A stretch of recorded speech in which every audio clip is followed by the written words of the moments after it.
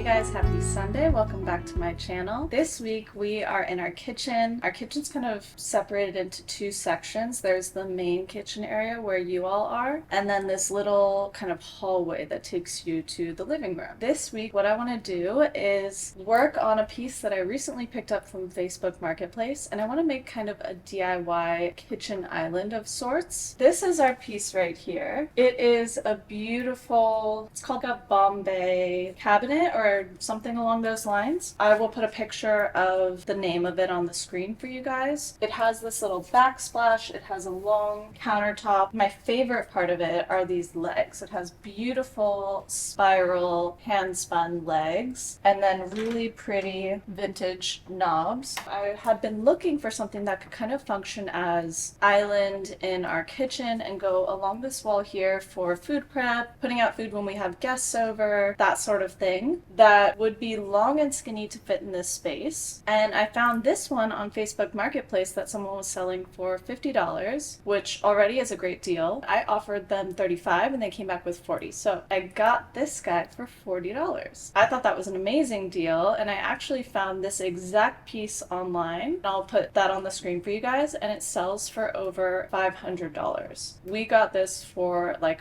$500 less than what you would buy it for in the store. That is amazing, and we're gonna do a few things to this to make it a DIY kitchen island prep area. Already this piece is in pretty good condition. It's beautiful. It doesn't have a lot of damage to it, just a little bit of wear and tear. We have some little scuffs in a couple of places, nothing major. So I already cleaned it and wiped it down with feed and wax just to kind of get rid of any scratches or dirt that may be on it. I am going to keep it this color because we do have a couple other items in our house that are this kind of mahogany, dark reddish wood. It doesn't exactly go with our cabinets in here, but I'm hoping at some point to paint the cabinets. It will go then. We're gonna just kind of live with it for now. Okay, so let me show you what our storage is looking like. So over on this side, we have this pretty large drawer that has separated compartments, which I really like because we can put kitchen knives that don't go in the block in here. We can put small things like can openers, scissors, cheese graters, all that kind of stuff in here. And then on this side,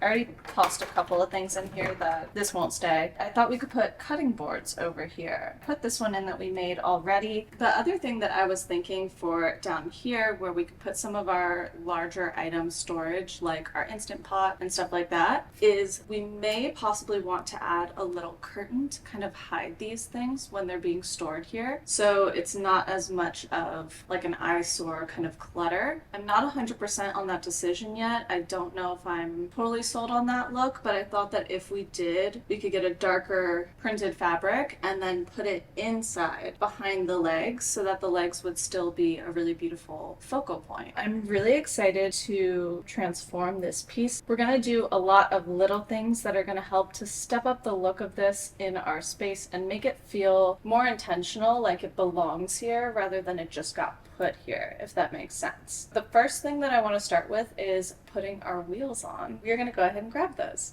Okay, so I ordered some wheels off of Amazon that have a vintage feel and will go really well with our home and also this piece. I did go by our local hardware store and they just didn't have any that were the look that I wanted or that locked in this size. I got them off of Amazon and I think they're really, really cool. I'm really happy with them. This is what our wheel looks like, and I really like this one because one, it has this brass detailing here, but it also has just a really cool large black wheel, which is different than the typical style. So I think it has a really great vintage look that's going to go well with everything. Also turns around 360 like this and has a lock here that you just pop and then it'll spin normally and all the way around. It makes it really easy to move this piece around once we have all the wheels on. And if you don't want it to move, you just pop the lock back on and it's not going anywhere. I got 2 boxes of this because one box comes with 4 and we have 6 legs. We're gonna give that a go and pop our wheels on.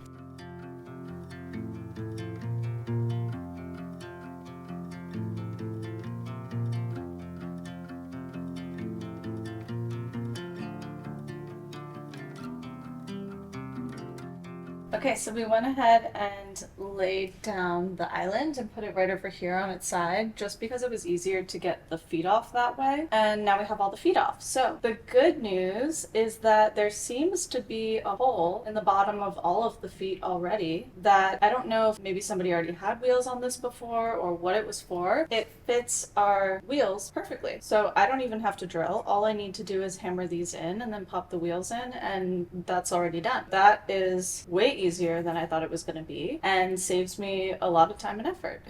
So we'll go ahead and put all of these little wheel holder things into the bottom here. It should be super easy. All we have to do is hammer them in, and then these little teeth on the side will stick into the wood to make it really secure.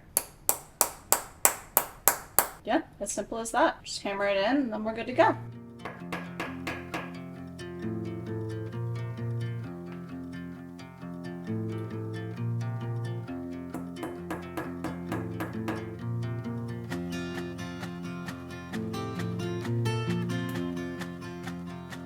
Okay, let's go ahead and put these back on.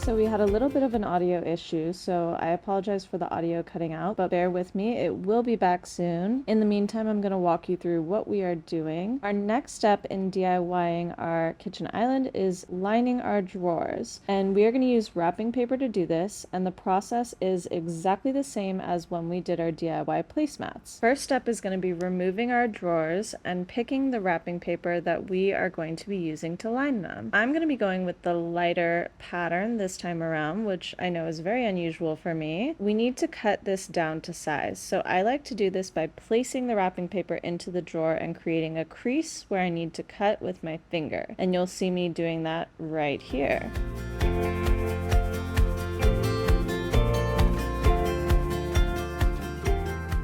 So now we're going to go ahead and glue our wrapping paper into our drawer, and you can see that we're covering up a little bit of damage in this drawer. This is a super simple process. All you have to do is pour some Mod Podge onto your drawer and spread it out with a paintbrush. And you really want to make sure you cover every single inch of this drawer and get all the corners so that your wrapping paper sticks really well and it's protected for all the wear and tear that's going to come when you're using this.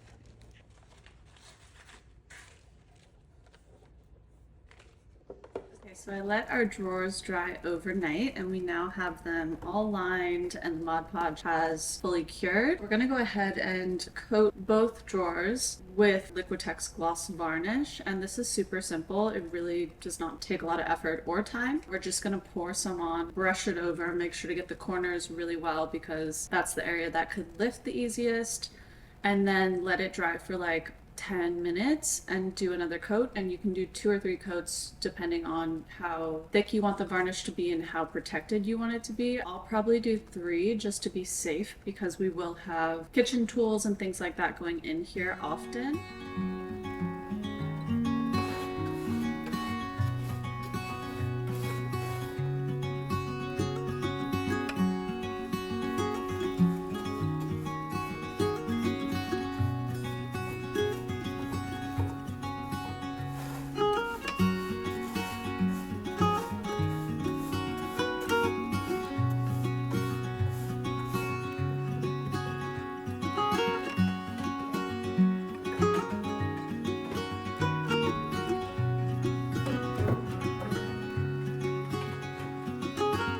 Okay, so we have our drawers all done. They're looking really good. They are dry and ready to go. The next thing that I want to do is kind of decorate this area a little bit before we start organizing the drawers. I have a few things that I wanted to put over here that I thought would hold the space together and make it feel like this kitchen island belongs here rather than just being put up against a wall. And I think that we'll really be able to accomplish that by putting some pieces centered above the island to take up some space on this wall, because we do have a really big blank wall here. Also, centering them around the island makes it feel really intentional, because without the island there, those pieces would be really weird. We are going to do that. I'm really loving how this island's turning out. Honestly, I think that adding the feet to it made it feel like a kitchen island. So we're gonna do a couple things over here. One of the things, of course, if you know me, you knew that there was gonna be a sconce tied into here somewhere, because I just love sconces. I don't know what it is. I'm obsessed. I think they look good in every space. I feel like they elevate every space. They make it feel more cozy. It just makes things look better. I don't know. That's how I feel. Hopefully you feel the same and you love a sconce as much as I do, because I put them everywhere. I got these at a thrift store in Gainesville, Florida for, I want to say like $10 at that thrift store, and they're fully functional. They're in pretty decent shape. They do have like a little bit of rust, but nothing crazy. They're looking pretty good. I'm gonna do my typical rechargeable bulb in these. Thought is that we'll kind of put them like this, and then in between I want to put some art. Just the other day we found a new antique mall in the area, and I found a few pieces of small art, which I'm always looking for, and it's super hard to find. It's like shocking how hard it is to find small art. Found this one, which I think is so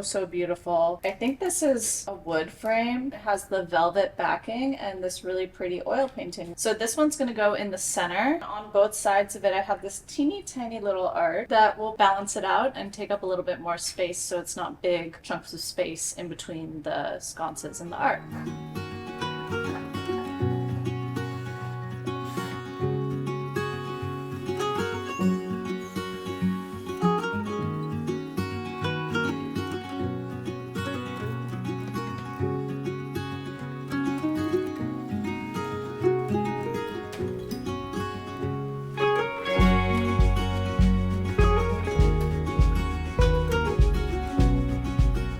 Okay, so we got both the lights on. We did have a little bit of an issue because these are older lights. We did get them at a thrift store, so the way that they're constructed was to be built into the wall. They didn't really have the option to just be attached to the outside of the wall. What we had to do was go and get some larger screws that look like these to mount this to the wall without having to cut a hole out and put the bracket into the wall and do that whole deal. It worked out totally fine like that. The only issue is that the screws only came in white. Obviously, you can see them very clearly. They do not blend in at all, so we do need to patch that. I'm thinking that I'm gonna try some spray paint, putting it in a little cup and then painting it on with a paintbrush. If that doesn't work or isn't exact, we can put a little bit of gold rub and buff on top.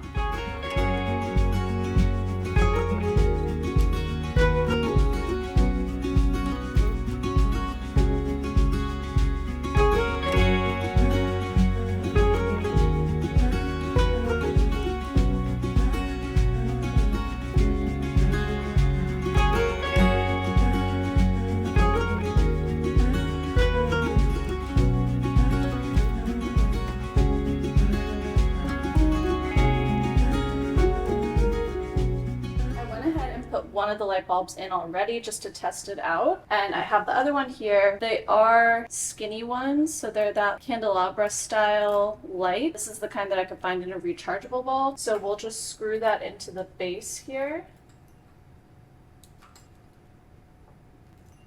There we go. And the really cool thing about these is they are magnetic. When you need to charge them, you just pull it off and plug it into a little USB, and then when you're done, you just pop it back on, so you don't have to unscrew it every time. That makes it like extra convenient in my opinion.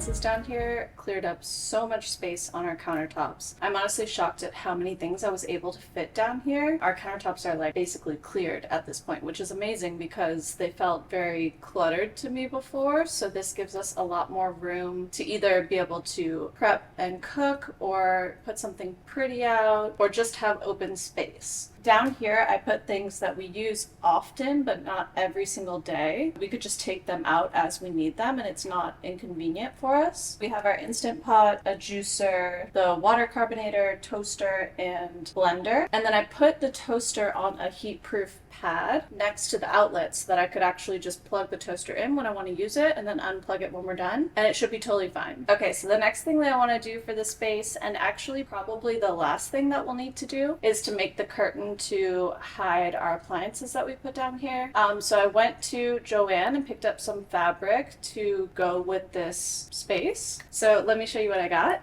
Here is the fabric that we'll be using. I think it's so pretty. I looked at a few different patterns and color options when I was there, and I had a light patterned fabric, which was like a creamy kind of color, and I also had a black patterned fabric, and this was kind of the in-between shade, and Matt and myself both felt that this was the best color for the space. I think it's gonna look really nice with this wood tone and just the vibe of our house overall, and it's also a pretty kind of sheer fabric, so you can still see through a little bit, which I actually like about it. What I want to do is hem it to be curtain length for down here, and we're gonna hang it inside of the legs so that the legs are on the outside and you can see all the detail and how beautiful they are. And so I'm gonna use these little teeny tiny gold hooks to do that. Got little gold grommets, which are like kind of like metal buttonholes, I guess, so that I can put grommets along the top of the curtain and hang them on the hooks, and then we can just take them off the hooks when you need something, so that we don't have to have a curtain rod. Instead, they'll be on the hooks and you won't even see the hooks, so you won't see where the curtain starts, which I like for this because I don't want to see a gap that the curtain rod would give.